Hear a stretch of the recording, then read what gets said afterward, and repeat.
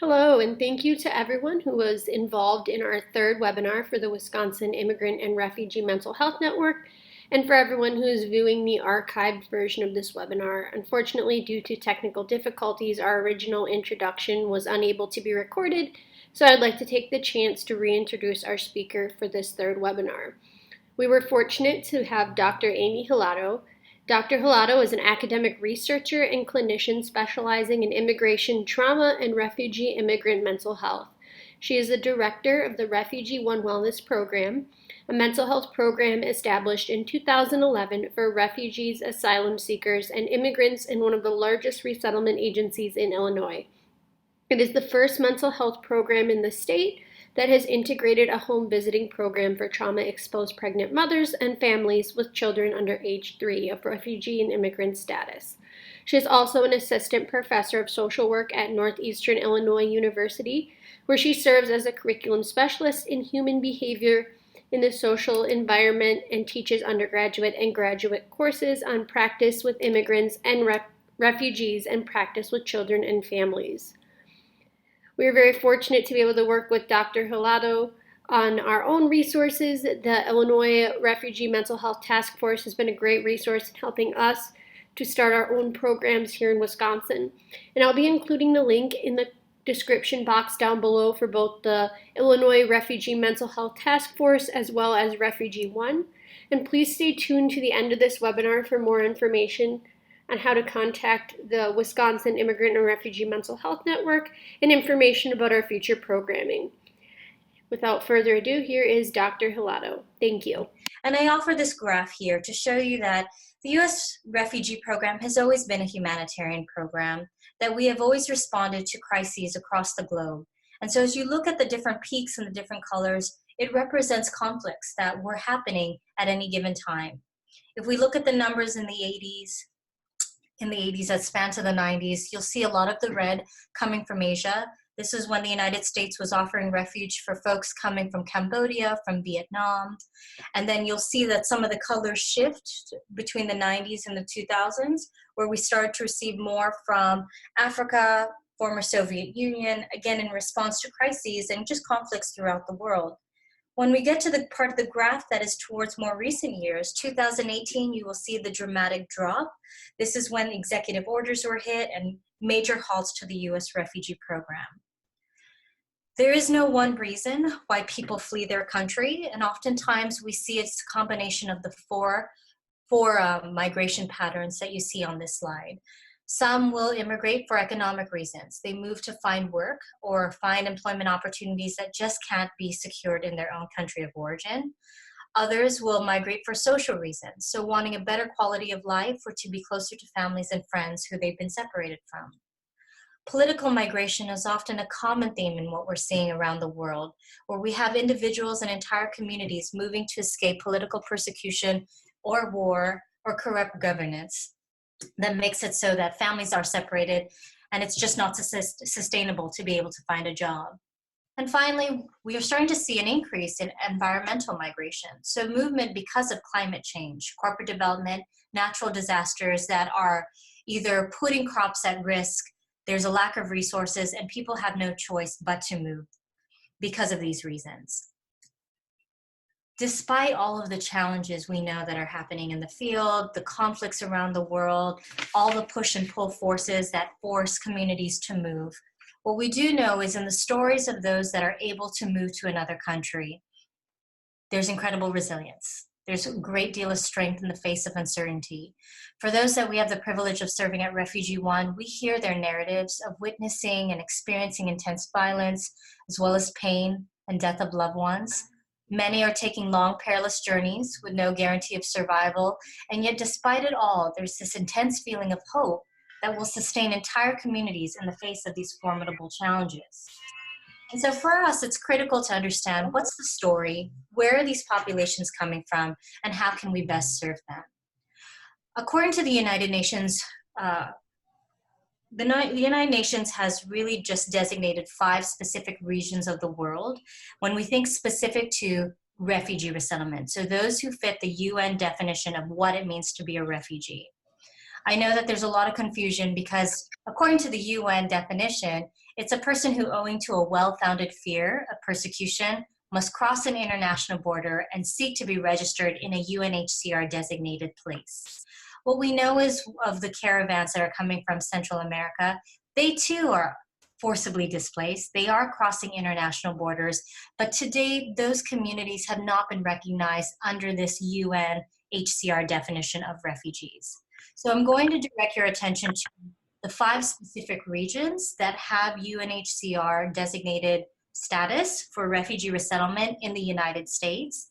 And we'll start here with Near East and Southeast Asia, that the communities that we are resettling in the United States currently, Iraq, Syria, Iran, Afghanistan, and Bhutan previously, those channels have closed.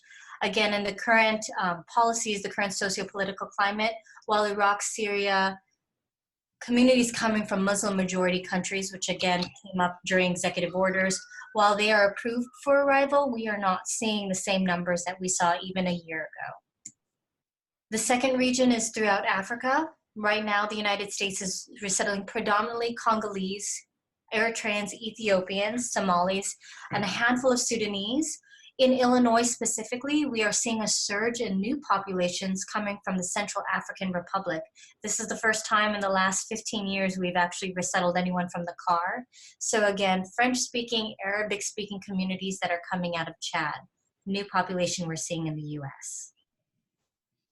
From East Asia, majority of the arrivals are coming from Burma, Myanmar, specifically the Muslim minority group coming out of Burma, the Rohingya Burmese that have been displaced in Malaysia. Many of them are in urban camps in Malaysia or they're processed in camps along the Thai border.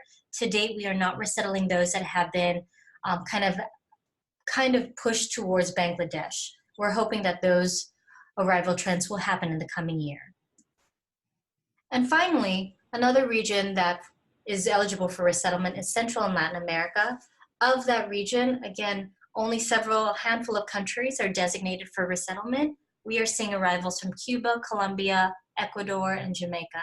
Minors coming from Honduras, Guatemala, and El Salvador are sometimes offered refugee status, but again, many of them are walking the channels, getting to our southern border, and they are being held for their cases of arriving asylum. What we do know regionally across the globe, we still see 3 crisis areas that tend to dominate in the conversations around refugee resettlement and high refugee needs. Syria continues to be, again, the greatest global crisis of our generation. Millions have been displaced. Many of them are waiting in refugee camps in Jordan, Turkey, waiting for a resolution. The Democratic Republic of Congo is the second crisis area. They have been hit again with Ebola, in addition to, again, in-country, internally displaced civil war complex that is really crippling the region. And then finally, the genocide, the religious persecution of the Rohingya Burmese that have been fleeing to Bangladesh, fleeing to Malaysia. We're hoping to continue to see global pressure across all of these countries to ensure a peaceful way to stabilize what's happening in the country and really support those that are affected.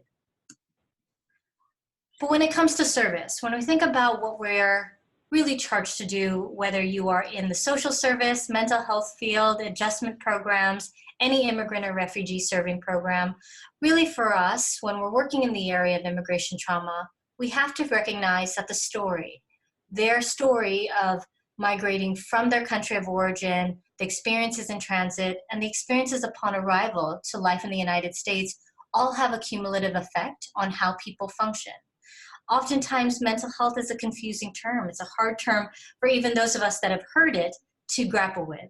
What more for communities in which mental health is not a concept that they talk about openly?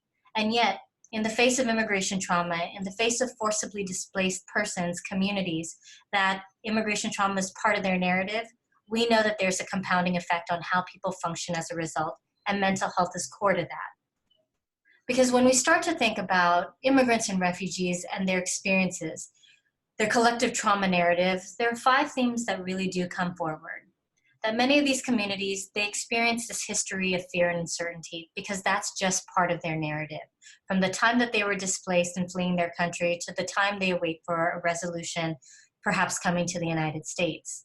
Many of them seek safety and they worry about the future because the future is always uncertain for them. They don't know where they're going to land, where they're going to get their next meal, and that too is integrated into their narrative. Even those that are able to resettle in the United States, make no mistake that they do miss their home. They miss their land, the people they left behind, and all the cultural underpinnings that really made them who they are. And so don't be surprised. It's very common to see people that are elated and grateful to be in the United States, but those that also experience feelings of loneliness, feeling homesick, as well as being isolated. Survivor guilt is a real thing. In this time, this day and age with global technology, many of the families, many of the people we have the privilege of serving know what's happening in their hometowns in real time.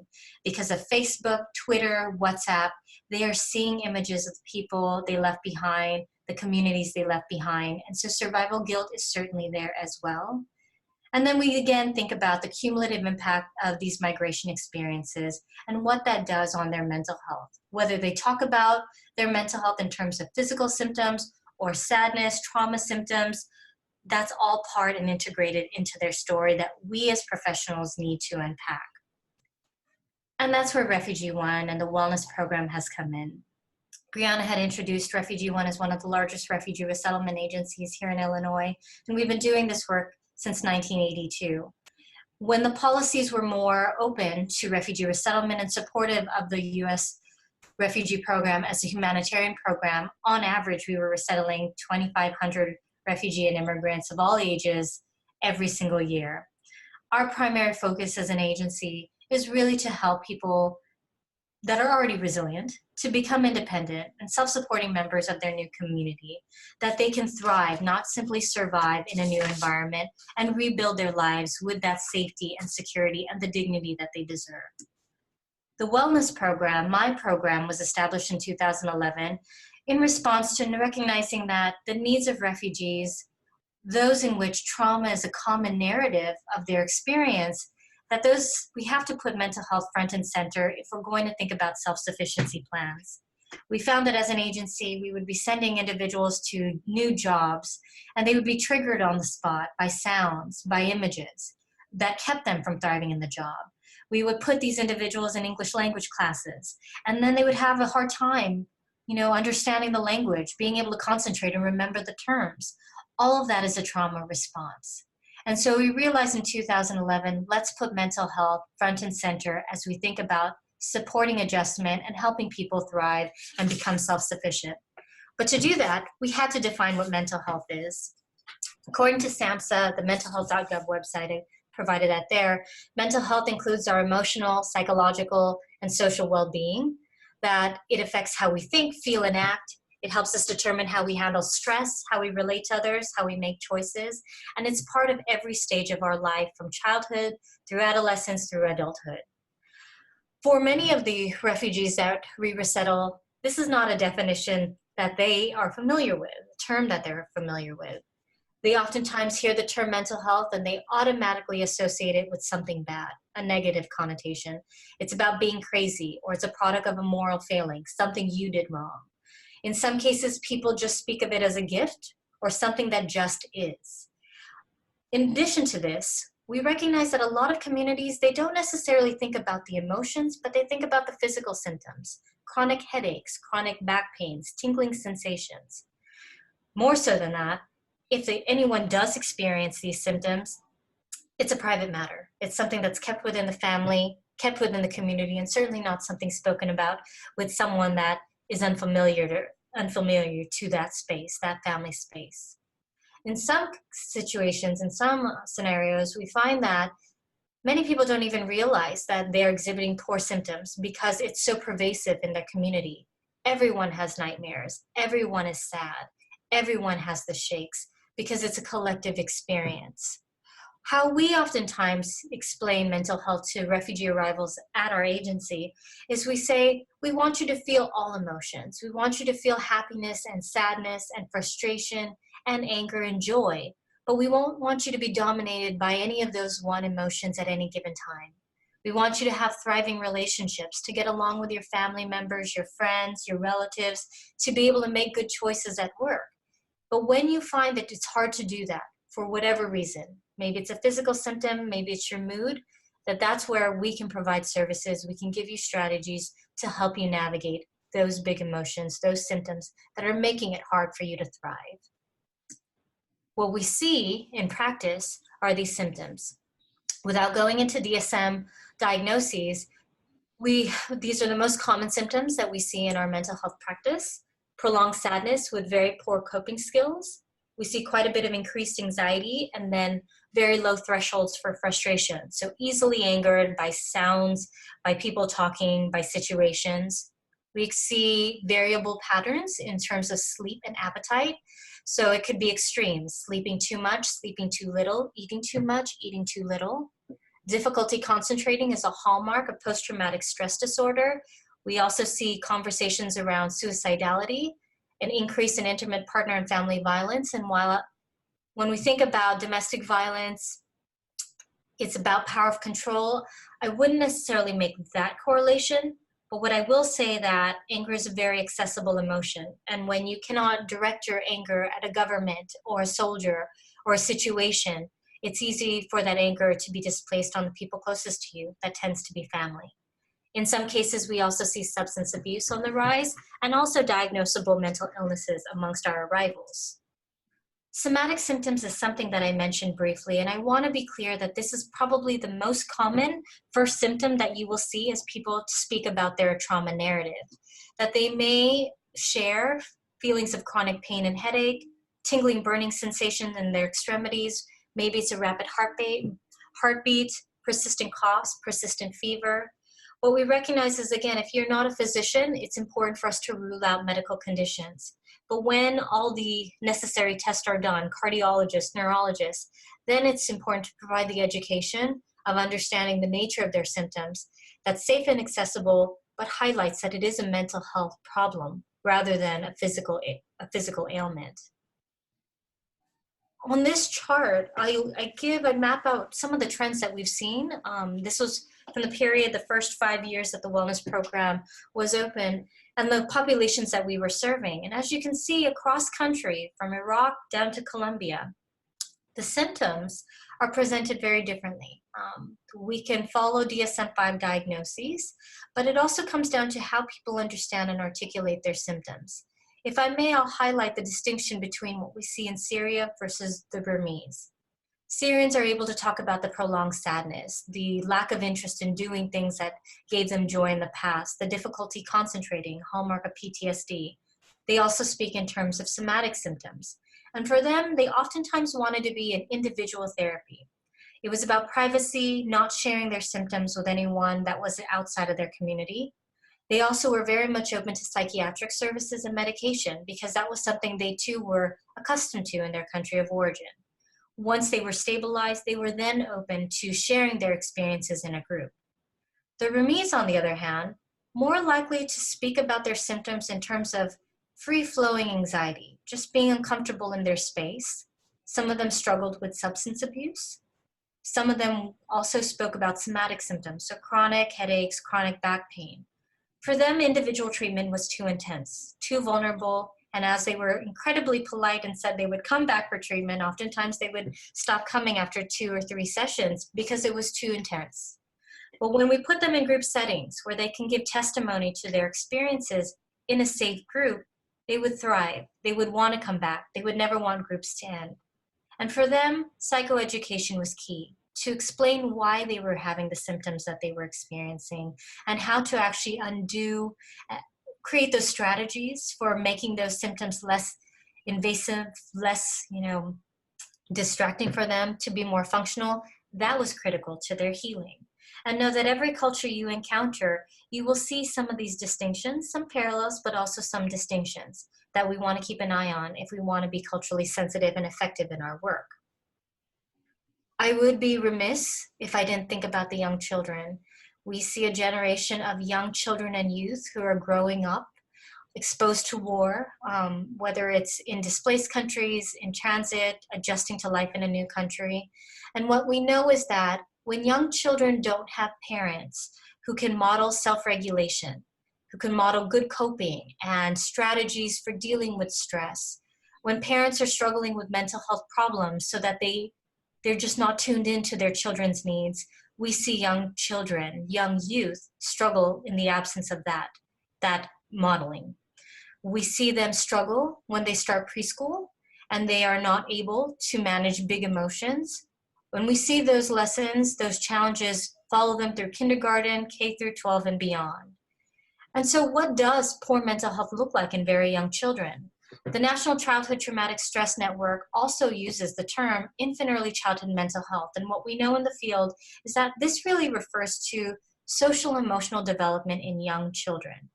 If young children, especially in that birth to 3 age period, if they don't have a solid foundation, that actually impacts their foundation for learning, creating social relationships, all the things we think about when it comes to mental health through adulthood. This table gives an outline of what mental health looks like in the birth to 2 space. And then anything you see with an asterisk, if not addressed in that birth to 2 period, it will then transition into the preschool, school age years, which again, it makes it more challenging for them to learn. What I'd like to do is just show you a very quick video of what this is, using Edtronic's still face experiment, really speaking about the impact of trauma, really thinking about, again, what young babies can do and how important it is to think about mental health as a family-centered practice, think about adults, children, and youth simultaneously. Babies this young are extremely responsive to the emotions and the reactivity and the social interaction that they get from the world around them. This is something that we started studying 30, 40 years ago, when people didn't think that infants could engage in social interaction. In this still face experiment, what the mother did was she sits down and she's playing with her baby who's about a year of age. And she gives a greeting to the baby gives a greeting back to her. This baby starts pointing at different places in the world, and the mother's trying to engage her and play with her. They're working to coordinate their emotions and their intentions, what they want to do in the world. And that's really what the baby is used to. And then we ask the mother to not respond to the baby. The baby very quickly picks up on this. And then she uses all of her abilities to try and get the mother back. She smiles at the mother. She points because she's used to the mother looking where she points. The baby puts both hands up in front of her and says, "What's happening here?" She makes that screechy sound at the mother, like, "Come on, why aren't we doing this?" Even in this 2 minutes, when they don't get the normal reaction, they react with negative emotions, they turn away, they feel the stress of it, they actually may lose control of their posture because of the stress that they're experiencing. Okay. I'm here. And what are you doing? Oh, yes. Oh, what a good girl. It's a little like the good, the bad, and the ugly. The good is that normal stuff that goes on that we all do with our kids.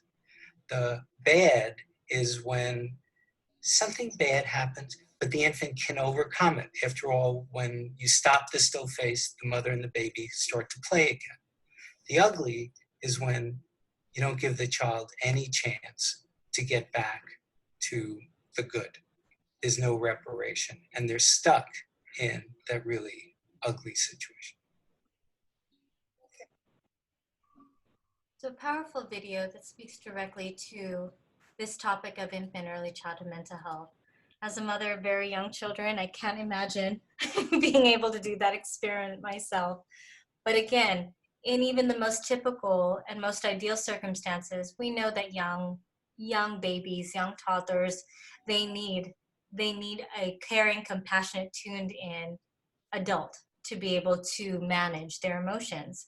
And so this is why the field, especially when we're talking about refugee families and immigrant families and trauma experienced families, we're looking more at the intergenerational model of trauma, because what we know is trauma is this ability to freeze the relationship between caregiver and child. And when you've got an adult caregiver whose availability is compromised because of, rightly so, trauma, it actually will impact any child or youth in that space.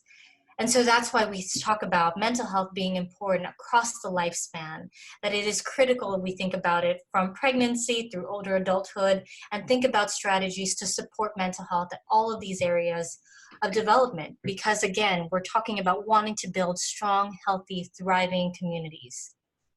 And so there are certain things that we do know as we think about supporting both refugee, immigrant mental health broadly. We recognize that immigration trauma can have a cumulative effect on mental health. So maybe, again, we think about that migration experiences. What are the experiences that happened in the country of origin that led that person, that community to flee? What were those experiences in transit between their country of origin to their, temporary displaced country? And then what was their experience like when they got here, if the United States is their resettlement home, their new home? What we recognize is unaddressed infant early childhood mental health, adult mental health needs directly influences the adjustment and overall health outcomes for all family members. And so it's critical, if you are working with families, we think about family-centered approaches. We also know that those that are new arrivals are less likely to seek formal services, partly because there is the priority of other needs. When mental health is not something that is common conversation, the importance of making sure you have a job, getting to the doctors, getting your children enrolled in school, that is going to take precedence over talking about symptoms that for many of them they've managed to thrive with or just survive with for many years before coming here. There's quite a bit of misinformation about what mental health is. Again, going back to those negative connotations of being crazy, or it's a curse or a product of your own moral failing. In some cases, our treatment models are inappropriate. So this speaks to what I mentioned about putting folks in individual treatment versus group treatment, asking people to take medication when that's something that they've never been exposed to. These are all considerations we have to think about. And also the general lack of resources of what is available. When you're a new arrival and you're figuring out your new home, sometimes mental health services isn't, again, on your radar. What we also know is that in the current sociopolitical climate, there is increased reluctance to seek services or engage with people that are outside of their home or part of organizations that they don't know of. And that's fair, given the current scares around ICE raids, deportation, and the like. That cuts across all immigrant communities. At the same time, I want to temper the conversation saying that some experiences is normative, that it's okay to be sad, it's okay to be anxious, it's okay to miss your homeland, and that not everyone is in need of a mental health referral. These are individuals who are incredibly resilient, who have already survived so much. I think of some of the arrivals that are coming to Refugee One now, who have been displaced in communities in their refugee camps for 20, 23, 24 years. These are folks that understand how to survive. And so it is not necessarily our job as mental health professionals, social service providers, to label them as needing services. I love this slide around resilience. It's some of the quotes that we've heard from clients over the last number of years. People just feel sorry for us. They assume we're weak. I love the one in the middle. I may not speak English, but I speak 6 other languages. That's true. These are individuals that need the services, that they should have some agency to ask for the services that they need versus what we think that they need. And we as professionals, it's critical that we listen. In the event that they do need services, know that there's a framework for how we can provide culturally sensitive, linguistically sensitive, and trauma-informed services. The wellness program, my program, has 5 clinicians, 5 refugee home visitors, psychiatrists, and a team of interpreters who provide a number of clinical and non-clinical services that promote well-being. I'm very intentional in saying that To support mental health and mental well-being, it isn't just about therapy. It's finding ways for people to feel heard, and in many cases, there are both clinical and non-clinical pathways to get to that end. And so this is what our services look like. We do universal screening and developmental screenings for children and youth. We do this because we want to normalize mental health from the very beginning. For those of you that are working in agencies where you get first encounter with new arrivals seeking services, provide education. For us, within a week of arrival, all of our arrivals hear about what is health, what is mental health, and then they're told they're going to be screened as part of the adjustment process, and someone's going to ask them about their mood and their sleep and their appetite and how their kids are doing to again start the conversation around mental health. And then we want to provide appropriate services from individual to group therapy, psychiatric services for those who warrant that, and wraparound medical case management because we know physical health symptoms as well as mental health symptoms, they're hand in hand. What I did note here is that we also provide home visiting, which was in the introduction. We are the first mental health program to provide home visiting services to pregnant mothers and children under the age of 3, recognizing that we wanted to support infant early childhood mental health, to support parents in their understanding of the importance of the first 3 years so that young children can start preschool and kindergarten ready to learn, but also recognizing that families with very young children, it's harder for them to get to the agency for services. And so for being in the home, even though we're not providing therapy, a lot of our families have cited the service as feeling therapeutic. To have someone consistently going to their home twice a month for an hour to an hour and a half, sometimes every week, to make sure they and their children are doing well was pivotal in helping them adjust to life in a new country. What I will also say in terms of services is that there are 3 common themes, and I alluded to this before. When you begin doing clinical services with trauma-experienced immigrants and refugees, know that the priority of adjusting is going to take precedence before talking about trauma symptoms. This slide provides just questions that you can use to engage people in the story, of their story, and understand what are their experiences. How are you adjusting to life in your new city? What has surprised you most? What do you miss most about being back home, right? What are you looking forward to in this new chapter? The second theme, again, that migration narrative. There's again a direct connection between experiences and mental health problems. And what we also know is that an unwelcoming host community can actually lead to higher stress levels, which make it harder for people to adjust, new arrivals to adjust. So again, additional questions, and I'll give you the resource of where to get these questions at the end. That, again, questions on what their journey was like, because that can give you a sense of what are their fears and what are their hopes for their time here.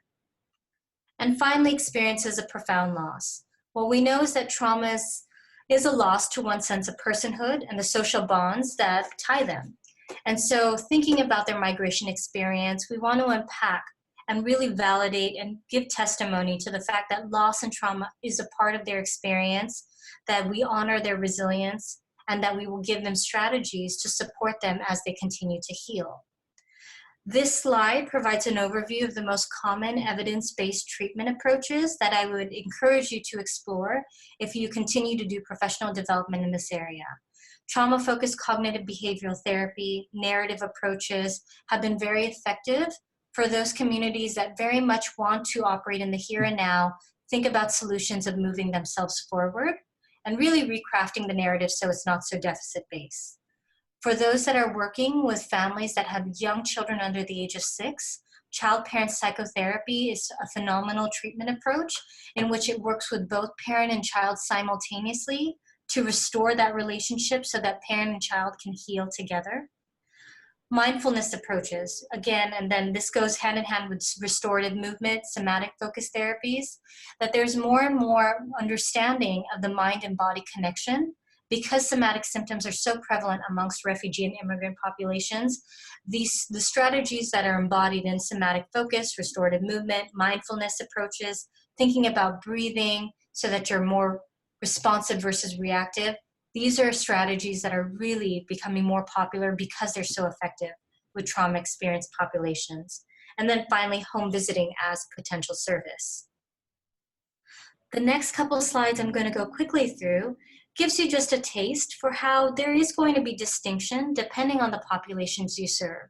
So when working, for example, with Syrian and Iraqi clients, we tailor in the wellness program even our screening tools to be sensitive to culture. So you'll see an image of a pictograph that we use to screen for, or to just scale some of how the symptoms that our clients are feeling with the hijab, to be able to say, how's your sleep on the scale? How's your mood on the scale?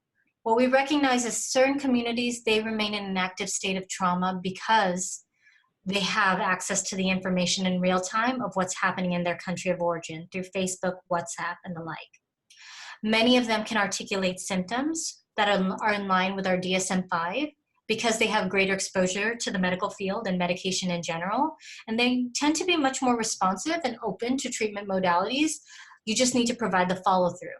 So a useful tip if you are going to be working with those that are from the Syrian, Iraqi community, other Middle Eastern communities that may align with what I've described, provide a lot of education and case management at the beginning to help them understand why they have their symptoms and integrate that throughout the treatment.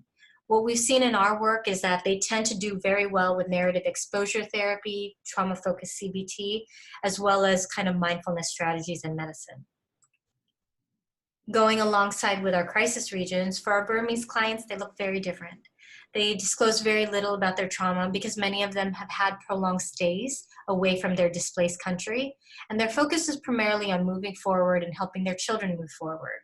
They're incredibly polite, and so they will temper discomfort with laughter, and being self-reflective, setting goals is a very novel process for them. Part of that is education level, part of that is exposure to Western medicine, and they will oftentimes complain of poor health symptoms rather than mental health symptoms. For this group, education and case management, and then focusing on solutions and goal setting for them will be critical to moving those families forward. When it comes to the Congolese, what's interesting is that we've found in our practice that traumatic experiences are shared without hesitation, and typically with an atypical affect, so they just share everything all at once. You know, for us who have been working with these communities, part of it we think is the interview process to become a refugee, that it is very common for them to repeat their narrative over and over. And so many times they're able to disclose their experiences, but they don't know how to react to the emotions that come on the back end. And that's, again, where treatment is helpful. They're very kind, and they will, again, temper discomfort with laughter, and they're supremely polite. But they, too, will also present with challenges around goal setting and describing their terms or their health terms in ways other than somatic symptoms or just feeling generally anxious. They're less likely to take medication, and they prefer group treatment. So education and putting them in group settings is where they will thrive the most. So as you think about how your organizations, how your work is going to move forward, I offer this model that we have developed in the wellness program for how we can even zoom out from the direct practice, the therapies, because of course that will need additional training. But as an entity, as an agency, how do you conceptualize client need versus what you as a professional will be able to provide?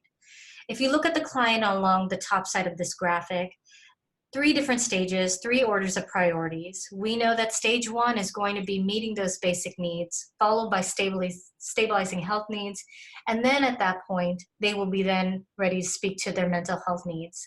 As a professional, you match them priority for priority. Begin with the intensive case management, begin with the psychoeducation, and when ready, you can then move into clinical interventions. I call this the cultural emergence model because, again, it's a blending of this bidirectional collaborative exchange between you, the professional, and the client to meet goals. And you too, the client and the professional, should be changed in the process. Clients should be able to adjust well, increase self-reliance, improve global functioning, but as a professional, hopefully you will cultivate your sense of cultural awareness and really what it means to provide culturally sensitive interventions. As you continue to do this work, I offer this slide to give you a sense of things that will certainly influence the work that you're going to do, irrespective of whatever treatment approach or theoretical orientation. Just know that levels of engagement, compliance, and ultimately the outcomes will be influenced by any of the following: cultural understandings of mental health, A lot of that is tied to education and exposure to Western medicine and our due diligence as professionals here in the US to really truly explain what mental health is and why it's important. Where a person resided before they come to the United States also will influence what treatment looks like. Urban versus rural citizens. Did they stay in refugee camps versus urban cities? Status matters. I think that certain statuses are under attack. And while, again, there's confusion within the immigrant community, there is a chilling effect. And it feels as if a lot of our communities, irrespective of status, are feeling the stress of the rhetoric around immigration. Family structure will also matter. Are they coming with adequate social support, or are they here by themselves? And then finally, how are they adjusting to life in the United States? Do they have organizations? Are they adjusting, finding jobs, navigating language, navigating transportation? And are they getting to the right doctors? Because again, that too will influence how they're doing.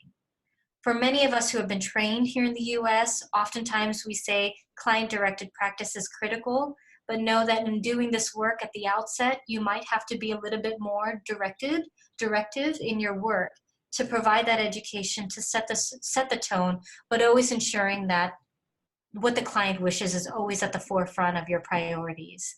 For those of you that are working with interpreters, there's additional training through the National Childhood Traumatic Network on how to do that, because it's important. It will slow down the process, and you'll want to make sure your interpreter is by your side. And also recognize what the intensity of services should look like. Many clients cannot manage weekly, hour-long visits at the outset. It's something that you may need to build up to. And so pay attention and stay tuned into what the needs of your clients might be. Briefly, just know that there is a difference between in-person and phone interpretation with pros and cons for each. If you are going to be using interpretation, just know that we encourage to not use family members when possible, and that interpretation should be in first person, reflecting the tone, volume, inflection of the speaker with minimal changes. That's really how this work can be very sound and impactful for the community. And finally, I'll leave you with this. What are some of the lessons that we've learned?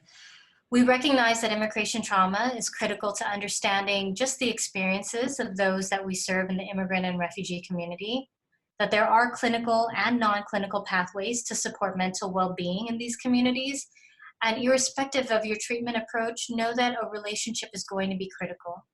The relationship is going to be the vehicle for identifying needs, building trust, and delivering services appropriately. So to build that relationship, it's going to take us understanding the communities, thinking about those themes that I quickly described, and really getting to the heart of how do we understand resilience and how do we bolster them, knowing that they are resilient, they are survivors, and we are here to help them rebuild their lives with safety and dignity. So these are some of the resources that we have in Illinois. Certainly, again, this may not necessarily help for those that are in the Wisconsin area, but just know that there are communities that are across the country that are organizing mental health providers, as well as advocacy movements to support mental health across the country, not just state specific.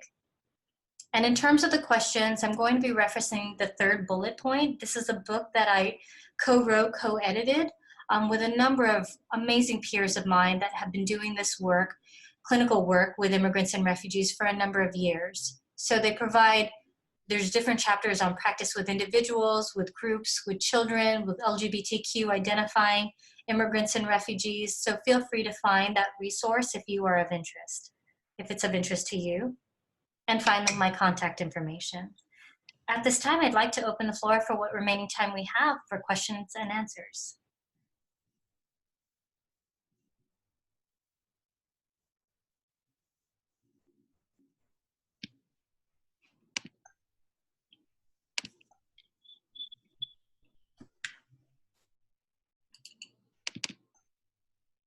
And since we do have a smaller group here, we definitely encourage collaboration. If you would like to ask your question live, either on video or with audio, there's also a chat box if you'd prefer to ask your question through the chat, and Amy is able to read those and answer them as well. Hey, Amy, this is Debbie. Thank you so much. It was really well done, your presentation. I look forward to reviewing it. Can you talk a little bit more about the curriculum you used with the home visiting program and also how you were able to fund it? Right, so we are using the Baby Talk curriculum. The Baby Talk model is a national evidence-based model that has been known to support trauma experienced populations, but it's more known because of its relational approach. This is a model that I'm trying to think of how do I type this. And actually I was looking for the chat box and I can't see it. Otherwise I would type that information there. You can go to babytalk.org, BABYTALK.org, to get more information of the model. And the way it was funded is the Illinois State Board of Education. Actually, that's how we got the grant. So the Illinois State Board of Education has approved 4 models, home visiting models to be used with families that are, again, pregnant moms, families with children under the age of 3. And the whole focus is, again, making sure young infants and toddlers start preschool and kindergarten ready to learn. And there's so much research about home visiting, supporting just a number of families that are at risk, whether it's the opioid crisis, whether it's because of immigration trauma and the like.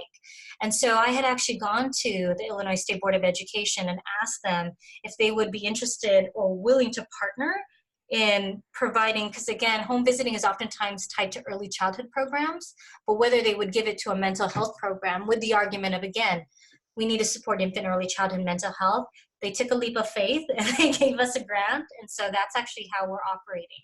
And now because of that, they also gave us research dollars because they had never done home visiting with refugee communities before. So we did a randomized control trial with actually 200 participants, families, refugee status, as well as immigrants of undocumented status, and it showed positive impacts for kids. Kids were gaining in terms of social, emotional, and language development, but for the parents, they had gains in terms of reduction in trauma symptoms and less parental stress.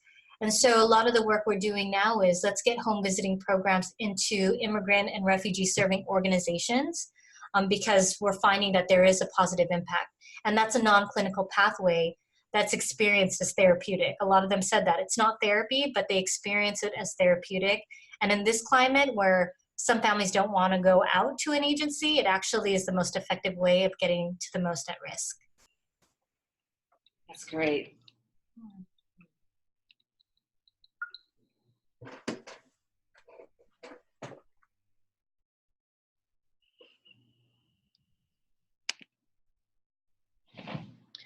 I had a question regarding the treatment. You mentioned that several of the refugee groups benefit from the group therapy approach. And do you notice that it helps to have individuals from the same background, similar refugee groups, or does a cross-cultural approach work as well? Say you have a few different individuals who might be interested in group therapy, who come from different backgrounds. Would you hold a group for them as well? And would it be as beneficial as individuals who have the same experience? What I will say that the common denominator for us has been age and language. So if I start with language, for those of our clients that are older, sometimes they don't pick up English as quickly. So it's easier for us to run the group in their native home language. And so that's why we would oftentimes see ethnic specific groups. In certain communities, we actually will also do ethnic and gender specific. So our Syrian women's group, our Afghani women's group, they tend to do better when they are just with their own gender. The same thing for our men's group in those areas. Again, there's just some cultural underpinnings where talking about vulnerability and speaking about family conflict, it's just better when it's not mixed. When we do work with our youth, children and youth who have some common language skills, we are intentional about mixing the groups together. We keep them within age range, but we mix them across country of origin because I think that is just important exposure for the youth to be able to identify with others. I hadn't mentioned this in the presentation, but we've actually focused a lot on social emotional learning within our youth groups. And so we developed a curriculum for school-age children as well as adolescents. I think it's hard enough being a middle schooler, a high schooler, a teenager in the US. What more if you're not performing at the same grade level as those that are in your classes, or you don't speak the same language, you don't eat the same food, you look different, you feel different. And so we focus quite a bit. The social emotional learning curriculum really aligns with social, emotional, and mental health well-being around identity and knowing kind of how to manage your emotions, how to label your emotions, how to show empathy. And in those cases, we really do put the kids in multiple groups, and they tend to thrive quite a bit in those spaces. It's a beauty to watch. It really is. Okay, we do have a question from our audience in the chat box. If your slides will be available, is that something that they'd be able to request through your email? Absolutely. Shoot me an email. I'd be happy to send that out. Also, I'm curious, how is it difficult getting so you facilitate the groups at your agency. Mm-hmm. And is it difficult getting the kids there? I mean, transportation-wise, how do you deal with transportation? Sure. If we're talking about, well, we provide therapy services on site at the agency. We also provide them in the schools as well as our after school program. We also have other community agencies, mutual aid associations that are willing to share space with us. So we try and be in the communities where our families are, and we do what's most convenient for them. In some cases, parents prefer to bring their kids to the agency for services. And in those cases where it's not as convenient, we try and meet the families where they are. So it hasn't been uncommon where we've done family work in the home of the family. There is always that concern of just, again, privacy in doing treatment and making sure that all clients feel safe. If a kid wants to talk about their parents, sometimes that's really hard if their parents are in the other room. So then we will be in the school or we will be in the after school program. But it's trying to be as dynamic to make sure we get the services to them rather than having them have to just confine themselves or just conform themselves to our one model. Do you have any difficulty with reimbursement from the state insurance if you're offering services in the home? Do you have other funding that allows you to do that, or are you finding that funding is approved by the insurance companies for therapy in the home? So it's a great question. We actually don't charge Medicaid for any of our services. I was very intentional from the very beginning that we wanted our services to be at no cost to clients and also not be limiting in terms of what we could provide. And so we have been fortunate enough to find a lot of foundations, family foundations, national foundations, and even private donors who are willing to support us. If I look at our funding sources, we're at about 70% private, 30% public, and the public dollars come from the City of Chicago. City of Chicago, as well as the Illinois State Board of Ed, who had funded our home visiting program. And so, again, for the home visiting program, if I just focus on home visiting, we are allowed to serve, we have to serve something like 60 families in a given year using kind of a approved model. So we use the Baby Talk model, and with that comes its own requirements. For the City of Chicago, they provide one of our behavioral grants. And within that grant, again, they've been a great partner. So we can say this is what treatment looks like for our refugee immigrant youth. And then they work with us in terms of how many cases can we take. So it's a little bit of a blend, but to date, we haven't tried that. We haven't tried billing Medicaid for these services. We've been fortunate enough to not have that. And part of it is also, again, the trauma is active. And so for many of our clients, they'll do well for a little bit of time, and then they'll be stable, and then they'll hear of a bombing in Syria, and they'll need to be re-enrolled in services. Our funding formula right now gives us the luxury to be able to just re-enroll without any limits. That's great. Okay, and I think we have time for one more question. We had a question about, are there any volunteer opportunities within your refugee health program? I'm not sure if they're referencing specifically your program, Amy, or the Wisconsin Immigrant Refugee Mental Health Network. For our program, we did list contact information in the chat box, and our email is info@wirimentalhealth.com. So any of our participants can feel free to email that for more information on some of our upcoming events and opportunities. As far as your organization, Amy, what kinds of opportunities would you have available? Sure. We actually have a very robust volunteer program. And so, again, if anyone is interested, you can send me an email, and we have a volunteer coordinator who's dedicated full-time to just navigating volunteer assignments. And then those specific to the wellness program, once vetted, they then get routed to me, and then we work within our team to see if there's kind of a goodness of fit.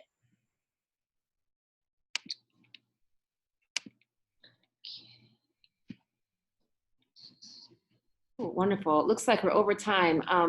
So I'm trying to put out some information in the chat box about how to contact us.